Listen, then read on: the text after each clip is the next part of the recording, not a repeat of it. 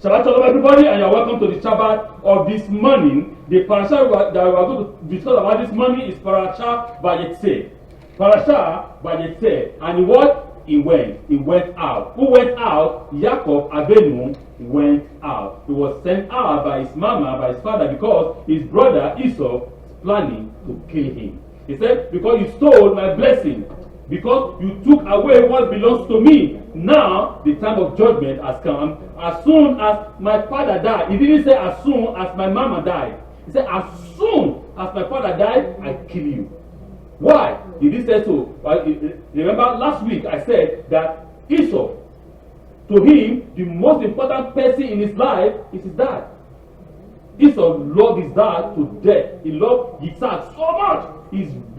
Their close intimacy is very close with his dad. Because remember last week that Yitzhak Avinu is a man of nature. Remember last week, Yitzhak Avinu is a man that loved nature.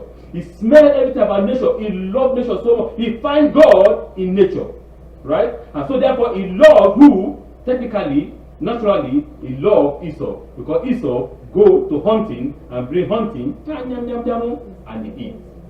But the other one, who is Yaakov? Isaac Avinu doesn't love Yaakov like that. Yaakov is like a rejected son to who? To Isaac Avinu. But the mama loved Yaakov, because Yaakov is always home helping, assisting the mama. Yeah, mama, I can help you to braid your hair.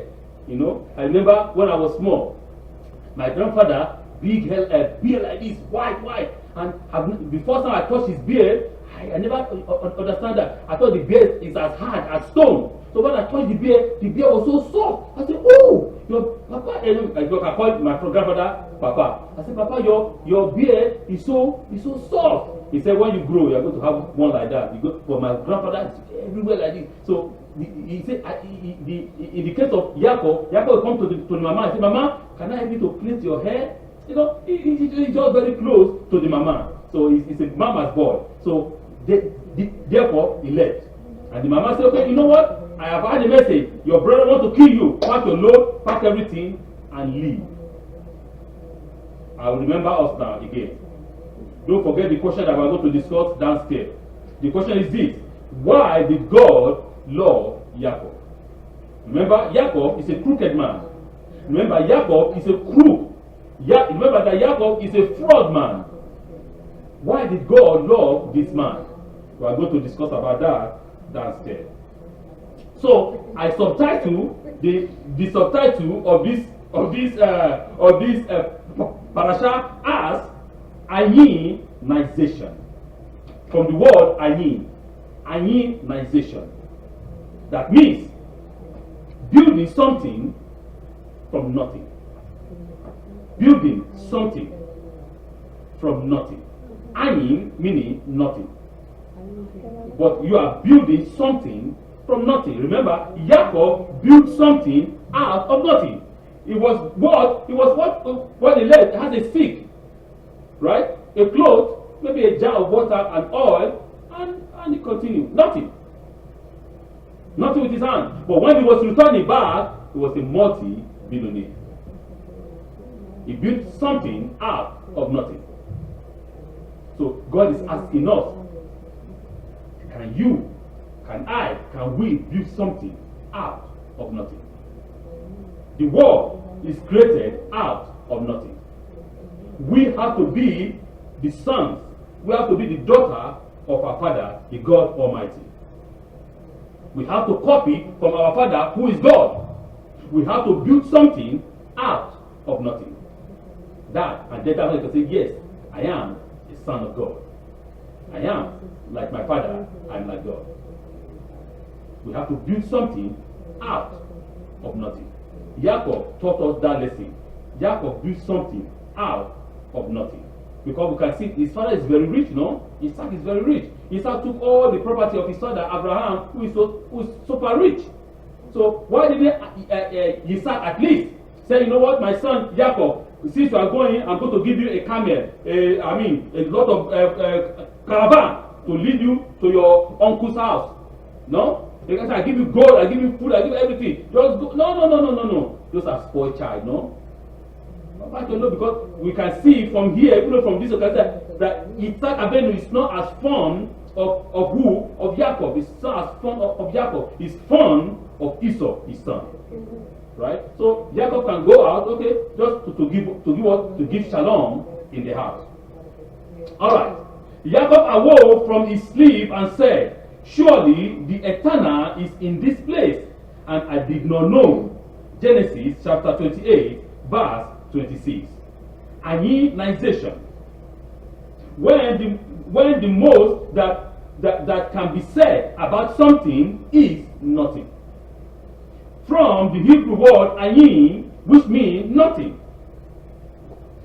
What did Yaakov take from this dream? Yaakov said, God is in this place and I don't know a damn thing about it. Yaakov had a dream.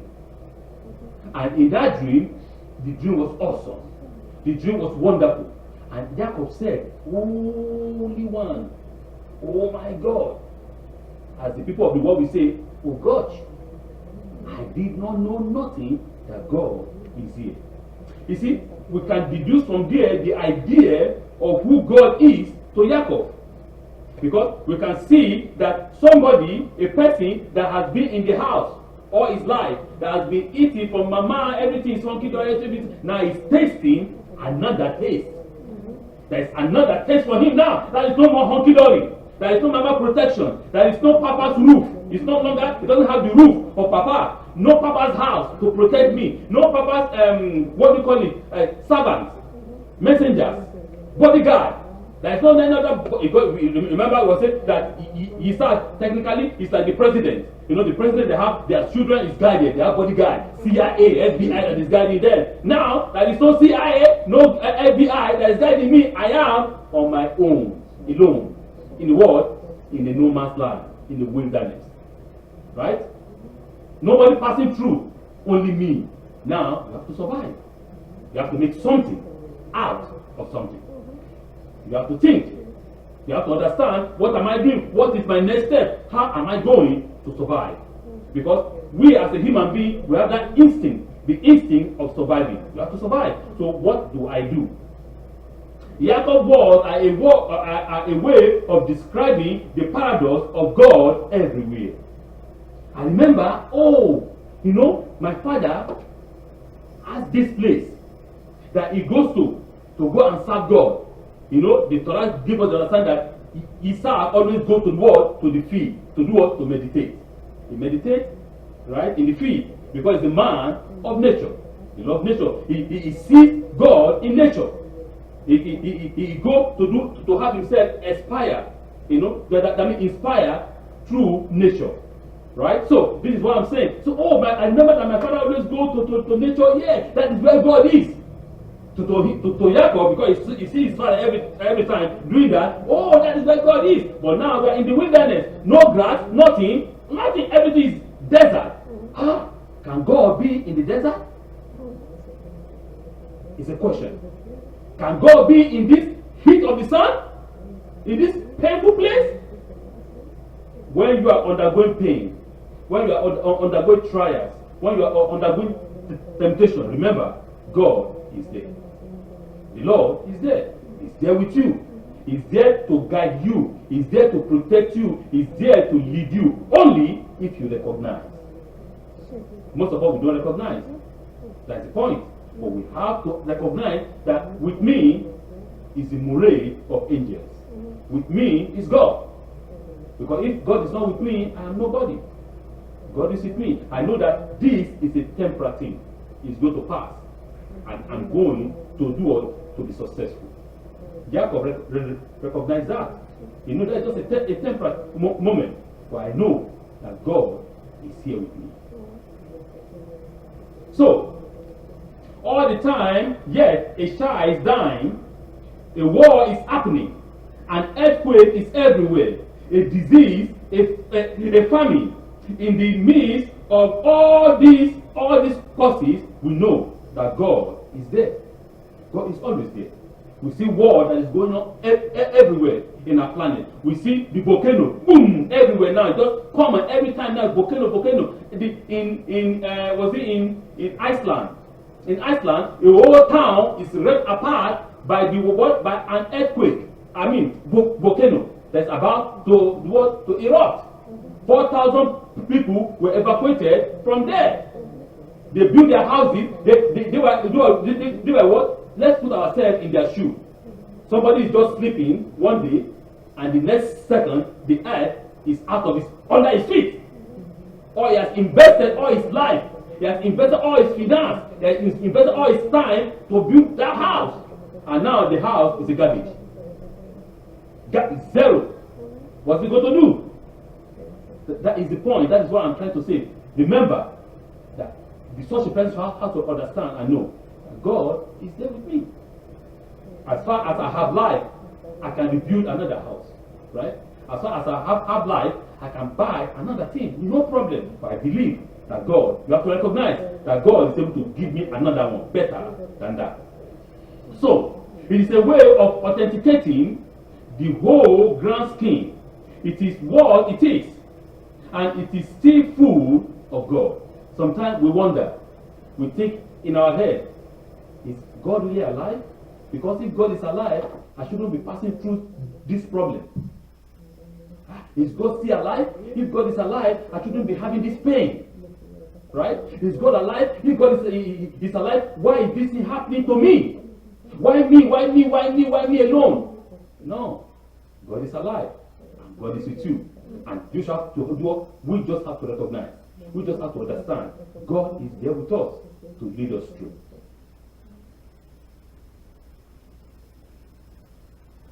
All of the above, God is there. Don't I know this about life? I do not know, but I don't have word for it. Neither did Yaakov. So he said, God is in this place, and I don't know a damn thing. A feeling so expansive, it drives everything else out. All the contradiction gone. God is in this place. This moment, God is here. The rock, God is there. On the ground, God is there. God is everywhere. Even though in the light and in the darkness, God is there. Everywhere, God is there. In the time of your darkness, right? In the time where you can't even fathom a light. There is a situation that a person can be. When I use the word a man, I mean both men and women. Right? There'll be a time where you think that everything surrounding you is just darkness. You can't even imagine a sense of a minute atom of light. But God is saying, I am here with you. I'm right there.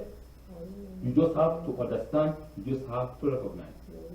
Once we recognize, once we understand, once we know that God is there, then it makes things easier. It makes things lighter. You can see the statement of Yaakov. Say, oh, God is here and I did not know. And he said, okay, let's make a deal. It was very smart. Let's make a deal. He took the rock, and he took the rock of that place. Not the rock of another side. Exactly that particular place. Remember, he didn't say, okay, look, oh, okay, wait, let me leave this one here. Let me go 2 feet away, or 3 meters away, or 1 meter away, right? To pick some big stone in that place. Oh, I see a stone in that place. That one is bigger. Let me go and take it 2 meters away, or 5 meters away, or 10 meters away, and bring it here. No. The stone of that place. The Torah says, that place, not another place. That particular place. Those stones, he gather and he pour oil on it. If we look at, if somebody is passing, right, for example, and he look and he see, or is looking at what Yaakov is doing, what are they going to say in our world now in the 21st century? Oh, man, this man, he call himself a rabbi. Oh, this man, he call himself a man of God. Oh, this man, he call himself a prophet, and he's worshiping stone. Now what do we say? Because that is the image. No? It's an idol worshiper. Now what they will tell you. That's an image, because they gather stone and they put oil on it. What does that mean? Oh, He's a carnal man, you know. He's not even worthy to be called a prophet. How can this prophet call himself a prophet and a man of God and he's sacrificing oil on stones? Because you have no idea. You see, a religion came and wiped away the brain of people, right? They deceive people using the word of God. They lie to people. We understand what Yaakov was doing. Because Yaakov had an intention. He recognized that this is not an ordinary place. This is the gate of Eden. He recognized this is where everything begins. This is the beginning of creation. God is there. And everything that is there is holy. Right? You have an idea. He took the stone and he poured oil on it and said, let us have a deal. I'm going to make a deal with this God. Because this God told me, I'm the God of Abraham, your forefather. I'm the God of Isaac, your father. Okay, how did this man, how did this God know the name of my father and the name of my grandfather? If I have not told him, then something is different here. Because I have never opened my mouth and said, oh, my grandfather is Abraham and my father's name is Isaac. But this God understands and recognizes, I know their name. So therefore, name is also extremely important. No? So he said, okay, I'm going to make a deal with you. If you, God of my father, he didn't say my God. He said, if you, God of my father, no, God of Abraham and Isaac, if you will guide me, if you will lead me on this journey that I am going, you provide me clothes. What do you mean of a clothes? It's clothing to warm. Clothes sometimes also mean a house, a bed. A house is a clothing because the house clothes us inside the house. If you provide me with clothing, warmness, a house, a shelter, you give me what again? Bread. You give me water to drink. These are the Yaakov just mentioned the basic things that a man can survive with. Basic. He didn't say God. Oh, okay, yeah. You say you're the God of my father Abraham and Isaac. You know, I know that my father is a billionaire. I know that my grandfather has a lot of money. God, I want to give me $1 billion now, and then I can recognize you as my God. You don't give me $1 billion, forget about that. You're not my God. You see, a basic thing. Say, just give me this basic thing. I don't need anything expensive. I don't need it. Just give me this elementary thing. If you give me this elementary thing, and I go and I come back and you return me back to my father's house, in what? In peace. Not a dead man. We need to recognize that too. Understanding, because you can return home a dead man in coffin. Right? They say they carry the enemy in coffin. It's a dead man. You return home, but it's a dead man.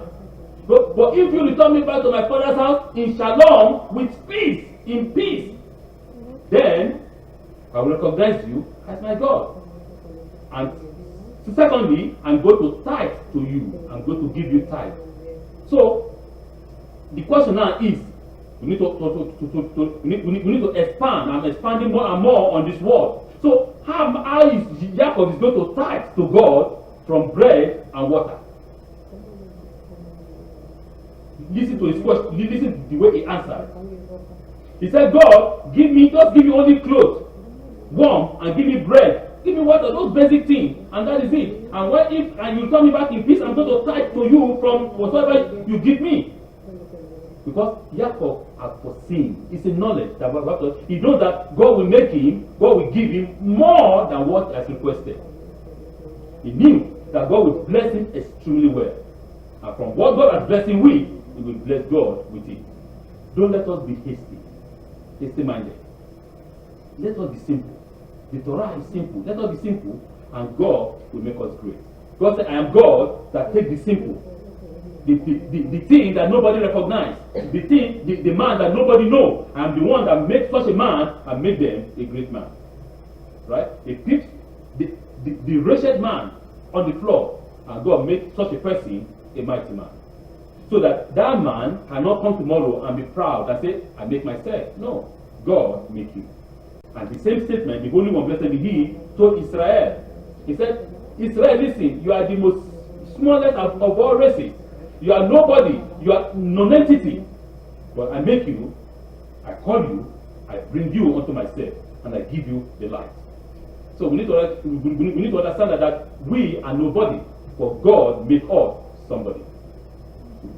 God can make you somebody, and God will make you somebody. You just have to recognize, understanding, and knowing.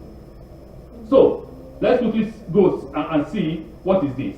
God is in this place. He shouted, and I did not know it. The night terror, all those things that happened to Yaakov Avinu, the terror that he felt, the awesomeness that he felt, you understand that yes, the Holy One, blessed be He, is in this place. And I have no idea about it. Because I told us, the idea that he has is a different idea. And God is giving him a new idea. No place is empty of God. When Yaakov felt that, all the illusion collapsed into one long affirmative embrace that pushed all his superior notion out of him. That means his superior idea about God, everything went out of the gate. Because his idea of God now is absolutely different. You know that God is not only in the field of my father. God is not only in Beersheba. God is everywhere. Anywhere I go, the Lord is following me. Anywhere you go, you have your shadow, no? Your shadow follows you anywhere. You didn't go and your shadow depart from you. The same thing here. Anywhere you go, God follows after you. That was it. The angel of the Lord follow after you. Moshe Rabbeinu said the same thing. He said, if God will not go with us, we better stay here and die. Say, God, follow us, lead us, go before us, and prepare our way.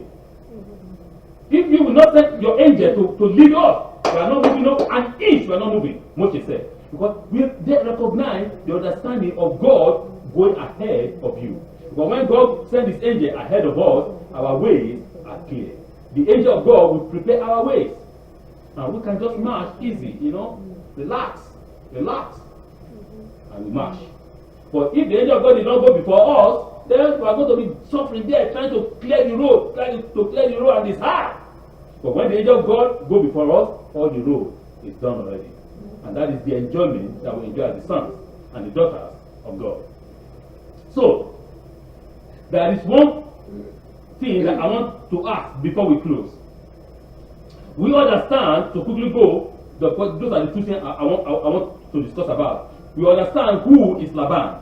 I want to say what did the Midrash talks about Leah, about Rahel, and about Laban. So that I just want to quickly talk about before we go. Laban had two daughters, no? Yes. The name of the older was Leah, and the name of the younger was Rahel. That's a midrash that also gives us the understanding that both of them are twins, not just brother and sister, but they are both also twins. There is a midrash like that. Say, Leah's eyes were tender, while Rebekah was beautiful of form and beautiful of appearance. In the book of Genesis, chapter 29, verse 16. So there is a question now, and the question now is this: why doesn't Laban tell Yaakov the truth before he married Leah? And the second one is this: why is Rahel mad at Yaakov about not having children? Those are those two questions I want us to address. The answer is this, and the answer are very simple, but I want to go a little bit more deeper in the spiritual understanding for us to get the meat of the matter. Why doesn't Laban tell Yaakov the truth before he married Leah? Laban tell the truth in the end. It is the custom to marry off the older daughter before the younger one. Maybe there is an it is the customary of the people. Remember, but Laban did not tell Yaakov that in the beginning. He told him the truth, but at the end, not at the beginning. So the truth is still the truth, but at the end, not in the beginning. Because if he told him the truth in the beginning, Yaakov will not agree. Right? So he conceived the truth, and so I'm going to tell him only at the end. Because he's a crook man. Right? He himself is a thief. So I want to hold the truth unto the end. So at the end, I will tell him the truth. But in the beginning, no. So let's see. There is also a kind of a midrash that give us the understanding that Leah was not attractive. It wasn't beautiful, right? It was like, you know, like people know that there is one that people said that it was nearly like a blind woman. You know, people, like when people look straight, you think that they are looking straight, but the eyes look like this, like, you know, those kind of like, you know, east, we call them east and west. You know, but they are looking straight, but the eye look. You say there's a midrash that said that Leah, her eye was like that. You know, wasn't attractive, much like, you know, it's a midrash. I'm not saying that is it. It's a midrash. But in the other case, the sister, you know, that her hair was so beautiful, very very nice appearance. You know, she's gorgeous. So therefore, he figured out that means Laban now figure out, okay, he said, how can I trick this guy? How can I trick Yaakov? Because I know Yaakov will not marry this one, but he's going to marry the beautiful one. So the answer is this: Laban used Rahel as a bite. You know a bite? When you want to catch a fish, you put a worm and you send it to the fish. So the fish will come and take the worm, and the hook will hook the fish. Exactly like what happened. So Laban used Rahel as a bite for Yaakov. In order for Yaakov to stick with both of them, both Leah and Rahel. So, but this is just an elementary understanding. But let's go to more deep understanding. The deep understanding is this. The spiritual understanding is this. God was teaching Yaakov Avinu a lesson.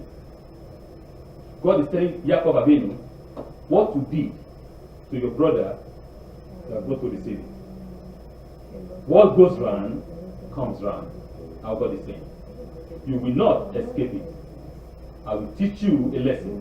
But remember, we need to understand this. You need to feel what your brother felt.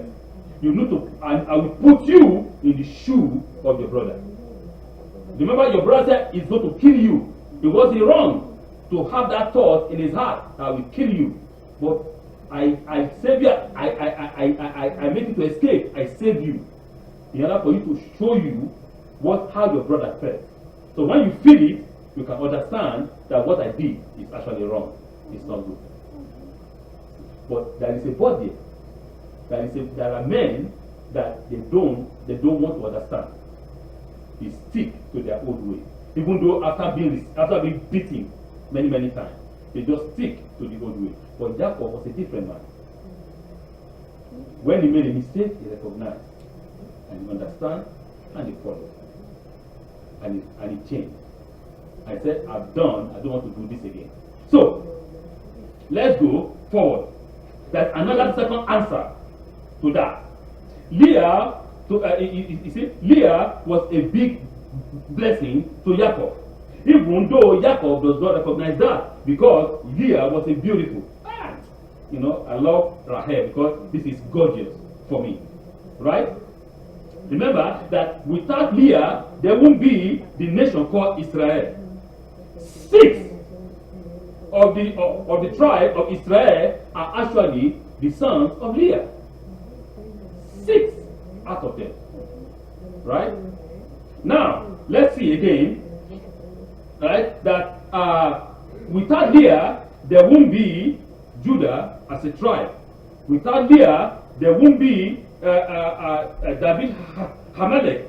Without Leah, there won't be the Messiah. Leah leads us to all these things. But Rahel gave us who? Gave us 2 tribes. Rahel gave us Joseph and Benjamin. Right? So without Rahel too, there will be no Ephraim. There will be no Manasseh. Right? There will be no Joseph. But Leah gave us the family of the kings.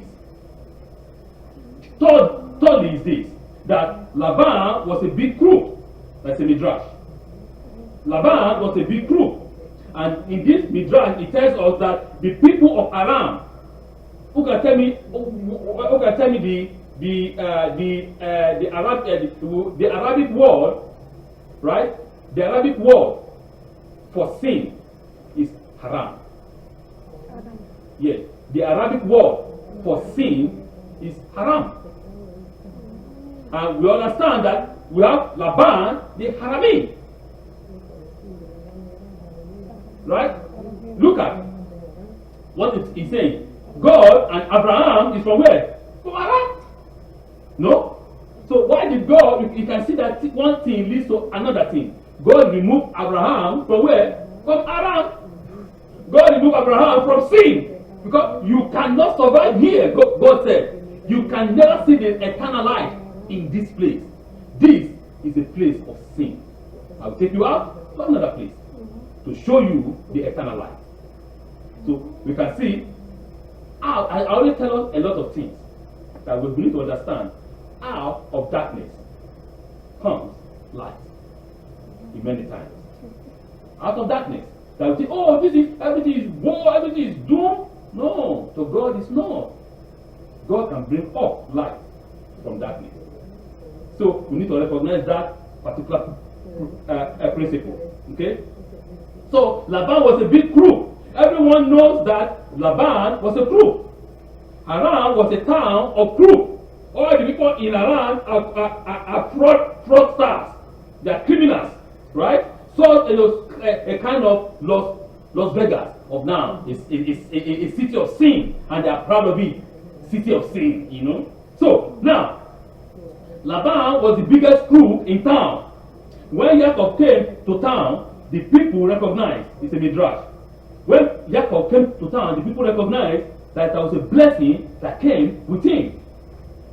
The entire town changed. The crop grows better. The sheep, they have more wool and meat. The lamb begins to bomb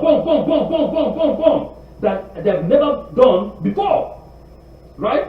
Everything was hunky dory, everything was fantastic in the town.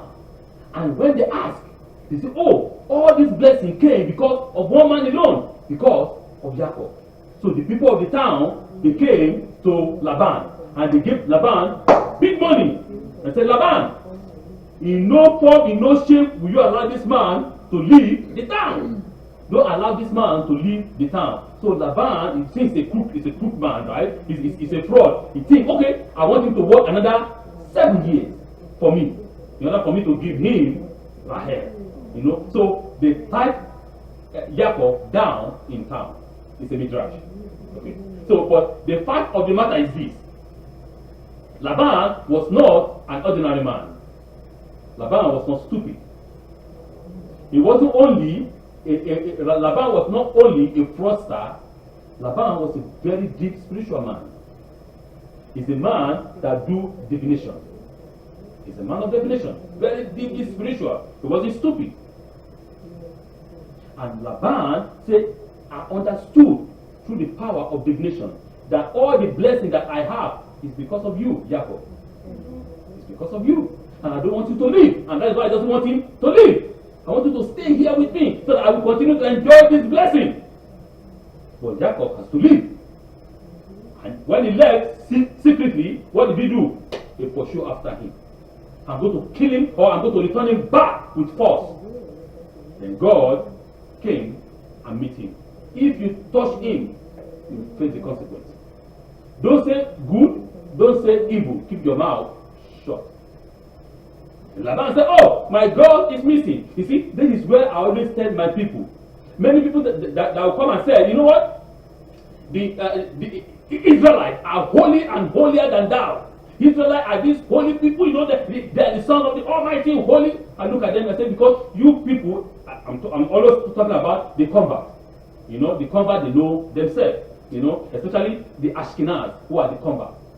We, the descendant, the blood descendant of Abraham, Isaac, and Yaakov, we understand our history very well. And we know who we are, because that is who we are. Right? We understand that we are not holier than thou. That our history begins with paganism.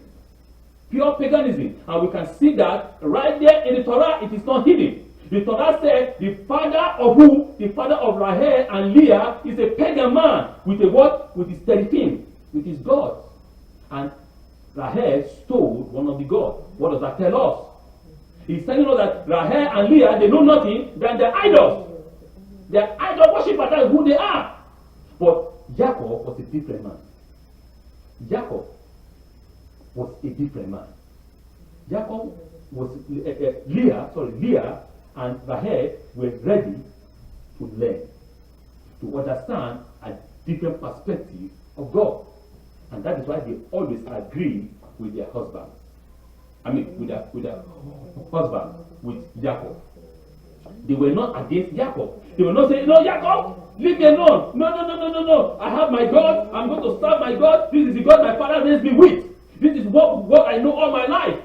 I'm not going to go to your God because your God, I can't see it. I don't understand it. But Leah and Rahel were ready to learn. To learn new things. To understand this God of their husband. The God of Yaakov. Why this God is so awesome? Why? Because I can see, I am a witness. They are saying to themselves, when Yaakov came to our house, that was when everything in our house become better, become great. Because what my father's animals grow, everything was hunky-dory. So there must be something special about this man. So I want to learn more about this man. Because we have a lot of women that they will never change. No? They will stick to their own idea. You know, they say, no, you are no. Leah and Rahel were different. You are ready to learn, and they support their husband. They support Yaakov Avinu to the end. Even though to the time, to the stage of Leah, even giving her life for that.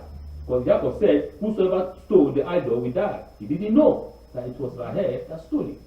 So why did Rahel stole it? Because Rahel he want to keep to the old way.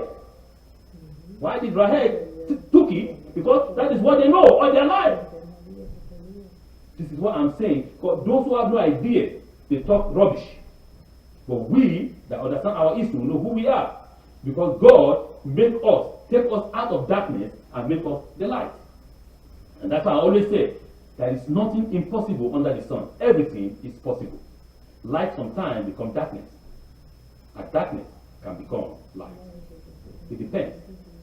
It is if you are willing, if you want to live that life. Ayinization. Building something from nothing. If me come and say, God, I am nothing. Please make me somebody. The Lord is a God of mercy. He's a God of compassion. He's a God of love. And He will rise up and make you somebody. But if you said, I am somebody, I don't need anything from God, so be it. It's your luck. But you have to recognize that you are what? You are sand. You have to recognize that you are nobody. You have to recognize that you are immortal. You have to recognize that you are what? You are an atom. A matter. For God, I want a new life. I want something different. I want something wonderful. I want you to make me a soldier for you. And then God will build you from the scratch. And then God will bless you and prosper you. And then God will make you the head, not the tail. That is it. The Torah is not hard. The Torah is simple. Parshas Vayetze. Ayinization. Becoming something from nothing. Shabbat Shalom.